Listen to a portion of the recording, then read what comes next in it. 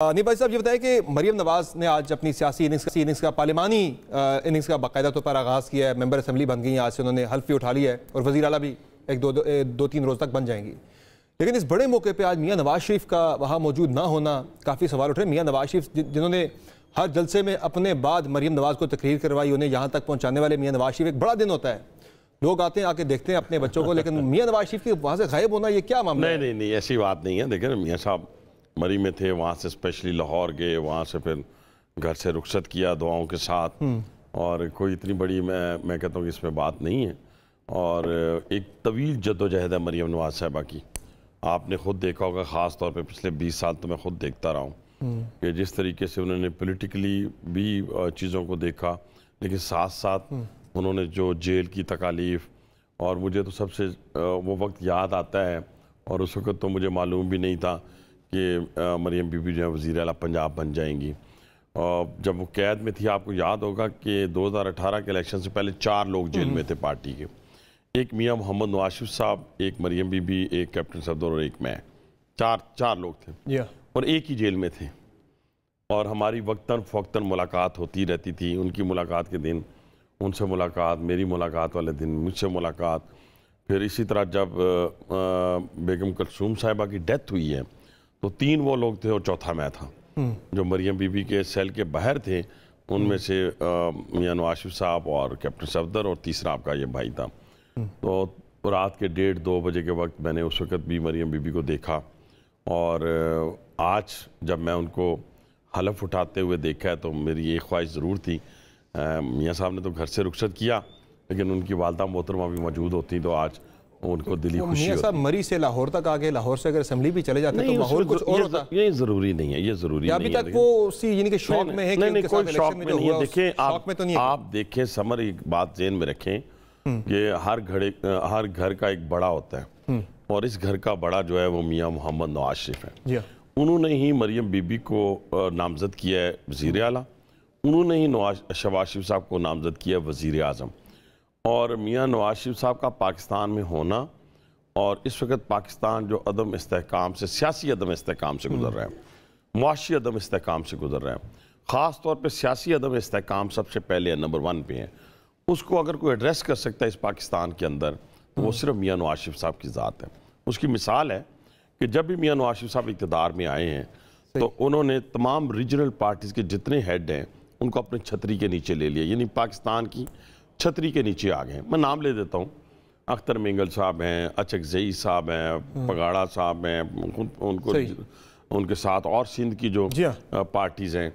तो इसलिए ये आप ये ज़हन में रखिए कि जितने फ़ैसले हैं वो मियाँ नवाज शरीफ की मुशावरत के साथ, और फाइनल डिसीजन मियाँ नवाज शरीफ साहब का होता है। ऐसा क्या है वो 9 फरवरी के बाद बिल्कुल जो है वो मंजर आम से गायब है? नहीं, मंजर आम से गायब नहीं है। देखे ना, एक शौक में तो नहीं, आप ये बेफिक्र हो जाएं, आप उनकी तस्वीर मरी की भी देख रही हैं। बंदा शौक में हो तो मरी नहीं जाता सैर करने के लिए। और मियाँ नवाज शरीफ को देख रहे, समर आपने नहीं देखा मियाँ नवाज शरीफ को, मैं अगर आप इजाज़त दें 2 मिनट दूंगा। मियाँ नवाज शरीफ साहब को मैं कहूँगा कि जेल में जो मैंने देखा ना, फिर वही मिसाल आ जाती है जब कुलसूम बीबी की डेथ होती है, तो आप यकीन माने कि हौसले का एक पहाड़ मैंने देखा है मियाँ नवाज शरीफ को, हौसले का पहाड़। इसी तरह जेल के अंदर जिस तरीके से उन्होंने कंडक्ट किया है, कोई माई का लाल 3 दफ़ा के प्राइम मिनिस्टर थे, लेकिन उनका इखलाक और उनका लोगों के साथ रवैया आम, जो वार्डन था, वार्डन से लेके सुप्रिटेंडेंट और हर शख्स के साथ, मैं कहता हूँ कि कमाल था, क्लास था। वो उनके नर्व्स बहुत स्ट्रांग हैं। उन्होंने आज नहीं देखी ये मुश्किलात, उन्होंने 99 से देखना शुरू की। मुश्किलात तो एक अलग बात है, लेकिन कुछ तवक्कुआत होती है बंदे की ना। ज़ाहिर वो आए, बरतानिया से पाकिस्तान आए, सारा कुछ हुआ, सजाएं खत्म हुई, एवरीथिंग, वो सब कुछ हो गया, लेकिन एंड पे जाके फिर वो प्राइम मिनिस्टर नहीं बन सके। ये एक सारा जो है नहीं, लेकिन वो प्राइम मिनिस्टर अपने लिए बनने नहीं आए थे, ये आप ज़हन में रखें। वो इस मुल्क और कौम के लिए नहीं। देखे ना, 3 दफ़ा मुझे अगर आज आप कहेंगे जी आपने क्या बनना है क्या नहीं बनना, तो मुझे अल्हम्दुलिल्लाह जो हम डिलीवर कर चुके हैं, आप खुद देखें रावलपिंडी के अंदर, तो आप इससे ज़्यादा हम क्या करेंगे? कोई आसमान से सितारे तोड़ के ले आएंगे? क्या करेंगे? कुछ भी नहीं कर सकते। अच्छा, मुझे ये बताया हनीफ अली साहब के मियाँ साहब असेंबली में हल्फ उठाने के लिए आएंगे कौमी असेंबली में? मुझे उम्मीद है इंशाल्लाह। क्यों नहीं आएंगे? ये कैसे हो सकता है? उम्मीद है या यकीन है? नहीं, यकीन है, इंशाल्लाह आएंगे। अच्छा, इंशाल्लाह आएंगे। तो यानी वोट भी कास्ट करेंगे शहबाज साहब? क्यों नहीं करेंगे? क्यों नहीं करेंगे जी? क्यों नहीं सही है। और इसके अलावा मुझे ये बताएं कि ये जो इस वक्त उनका रोल आगे क्या होगा? उनका रोल एक बड़े का रोल होता है। जैसे मैंने कहा, पाकिस्तान का सबसे बड़ा जो है ना, जो मेच्योरिटी के उस आलम पे है जहाँ पे इस वक्त पाकिस्तान का कोई लीडर भी नहीं है, और इंशाल्लाह ताला वो इस पाकिस्तान में, मैंने दो आपको इशू बताए हैं, सियासी अदम इस्तेहकाम और मुआशी अदम इस्तेहकाम। उसमें सबसे बड़ा रोल अगर पाकिस्तान में किसी का होगा तो वो मियाँ मोहम्मद नवाज शरीफ साहब का होगा। और शहबाज शरीफ साहब की अंत तक जो मेहनत है शहबाज शरीफ साहब की, जो पहले भी रंग लाई है और अब भी रंग लाएगी इंशाल्लाह। उन्होंने, मियाँ साहब ने कोलिशन के लिए किसी से खुद रब्ता नहीं किया, मियाँ नवाज शरीफ साहब ने उन्होंने शहबाज साहब का नाम लिया और उनके हवाले कर दिया सारा कुछ। तो आप बात कर सकते थे ना वो। फाइन, देखे ना, सारी चीज़ों के पीछे मियाँ नवाज शरीफ साहब खड़े हैं। हो सकता है जरदारी साहब से भी उन्होंने बात की हो, MQM से भी उन्होंने बात की हो। यही तो सवाल करो, लेकिन सामने आने में क्या कबाहत है? आप सामने देखिए, मैं फिर वही बात कर रहा हूँ कि एक इतने पाए का लीडर जो है वो बैठ के अपनी चीज़ों को अपने हिसाब से देखेगा ना। वो मेरे और आपके हिसाब से नहीं, मैं उन्हें कहूँ जी रहेंगे पाकिस्तान में फवारा चौक में आ जाएं जी, हाँ जी, मैं उन्हें कहूँ जी आप आ जाएं जी, मैं तो असेंबली चौक में आ जाएं। असेंबली की गल तो मैं दस दिया कि आएंगे ना, ये पिंड प्या नहीं उचक्के पहले वाली गल ना करो। ये बताएं कि बरतानिया तो नहीं जा रहे रहेंगे पाकिस्तान में? इंशाल्लाह। देखिए, आप बरतानिया कोई खुशी से गए थे, देखें कोई खुशी से जेल गए थे, खुशी से बेटी उनकी जो है गिरफ्तार हुई थी मियाँ नवाज शरीफ के सामने से। देखिए, अपना दर्द इंसान बर्दाश्त कर सकता है, अपना दुख बर्दाश्त कर सकता है, अपनी मुश्किलात बर्दाश्त कर सकता है, लेकिन कोई माई का लाल अभी ऐसा पैदा नहीं हुआ माँ बाप जो अपनी आंखों के सामने अपनी औलाद का दुख और दर्द दे सके। बड़ा मुश्किल काम होता है। बिल्कुल आपने दुरुस्त फरमाया। मुझे ये बताएं कि ये जो तहरीक इंसाफ का मामला चल रहा है, इंतखाबी धांधली वाला, वो ये मुतालबा कर रहे हैं इंतखाबी धांधली की तहकीकात करवाई जाए, ऑडिट करवाया जाए फॉर्म 45 के बारे से। तो IMF वाला जो मामला उन्होंने कहा हम खत लिख रहे हैं, बल्कि खत लिख भी दिया है। इस पर IMF को खत लिखना ये चीज़ तो बिल्कुल गलत है, नहीं लिखना चाहिए। हमारा इंटरनल एक मामला है, हमें उससे इंटरनली डील करना चाहिए। लेकिन जो मुतालबा तो उनका जायज़ है कि कैसे तहकीकात होनी चाहिए। मैं बाद में जायज़ वाली बात करूँगा। पहले मैं जो कहना चाहता हूँ, इस मुल्क को अदम इस्तेहकाम की तरफ धकेलने की एक साजिश है, जिसमें कुछ पॉलिटिशियन और कुछ सो कॉल्ड इंटेलेक्चुअल्स, कुछ जाने में कुछ अनजाने में, वो इस मुल्क को शाम, लीबिया और इराक की हालात की तरफ धकेलना चाहते हैं। और ये आलमी एजेंडा है। उस आलमी एजेंडे का जो इस वक्त आलाकार बन रहा है, उसमें तहरीक इंसाफ नंबर 1 पे है। ये वो लोग हैं जो अपने इक़्तिदार की खातर, जिन्होंने कहा हुंडी के ज़रिए पैसा भेजें, बैंकों के ज़रिए पैसा ना भेजें। ये वो लोग हैं जिन्होंने बिजली के बिलों को जलाया। ये वो लोग हैं जिन्होंने कहा टैक्स ना दें। अब ये वही लोग हैं जो अमेरिका को मुर्दे इल्ज़ाम ठहराते थे, आज अमेरिका से कह रहे हैं कि वो आए और इंटरफेयर करें। किस में? कि जी धांधली हुई है।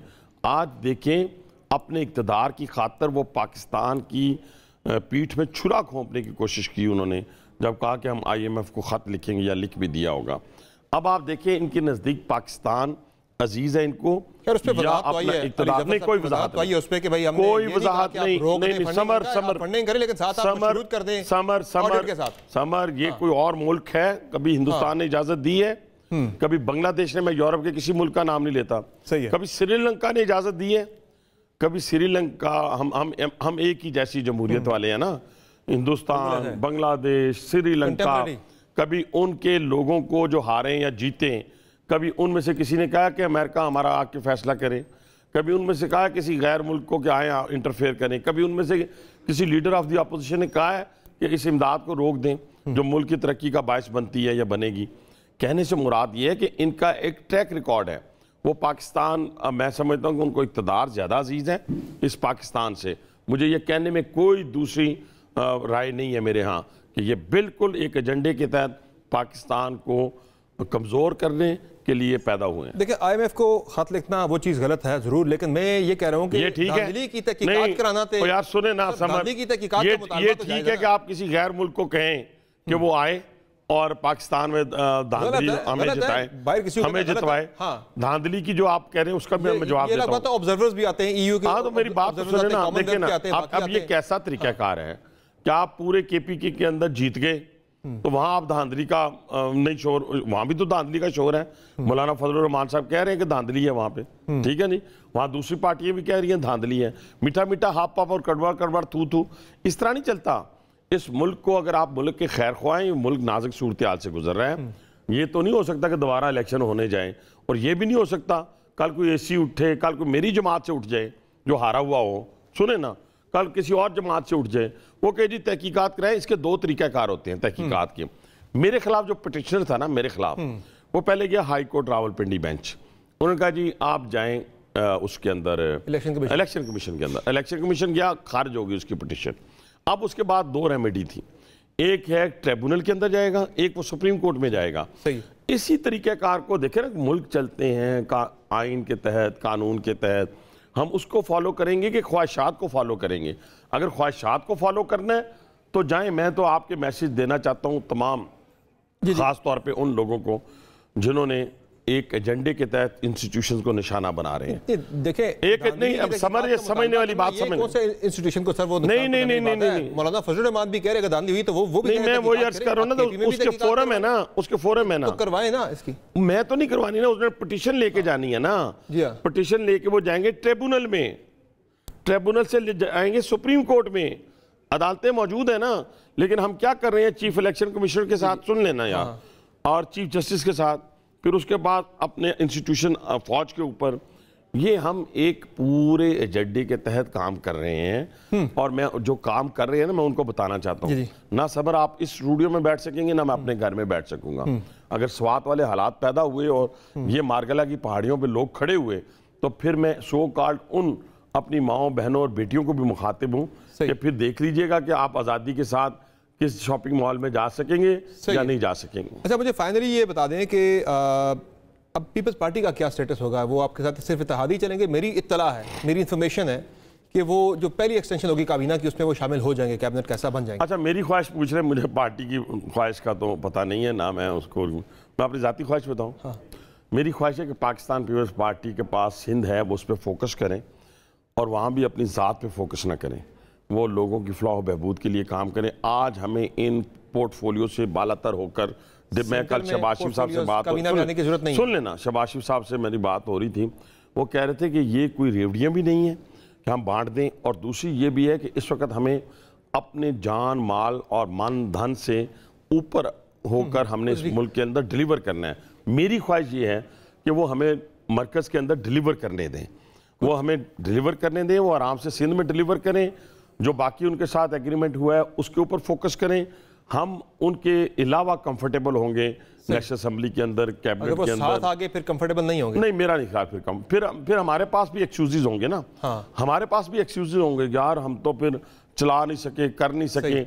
अब हमें करना है, ठीक है, हमारी पार्टी ने अब डिलीवर करना है, ठीक है। अब हमारे पास कोई बहाना नहीं है, ना हमने बहाना ढूंढना है। वज़ारतें वगैरह को फाइनलाइज हुई है कोई चीजें? आप किस आ रहे हैं मिनिस्ट्री में, या अच्छा खारजा कौन आ रहा है, दाखिला कौन आ रहा है? मुझे समर कभी भी मेरी लीडरशिप भी सुन रही होगी, मेरे कारकुनान भी और मेरे भाई दोस्त भी, मैं कभी पोर्टफोलियो के पीछे नहीं भागा, लेकिन जो मेरे जिम्मे काम लगा है वो मैंने करके दिखाए हैं। आप रावलपिंडी में गए हैं, आप पंजाब स्पोर्ट्स बोर्ड में गए होंगे, आप इस्लामाबाद, अब ये 7th आपकी ख्वाहिश क्या सुना है वजीर दाखिला वाली? नहीं, मेरी कोई ख्वाहिश उस पर डिलीवर कर सकते भाईजान, मेरी कोई ख्वाहिश नहीं है। मुझे लीडरशिप जो मेरी ड्यूटी लगाएगी, जितनी लगाएगी, मैं उतना काम करके दूंगा।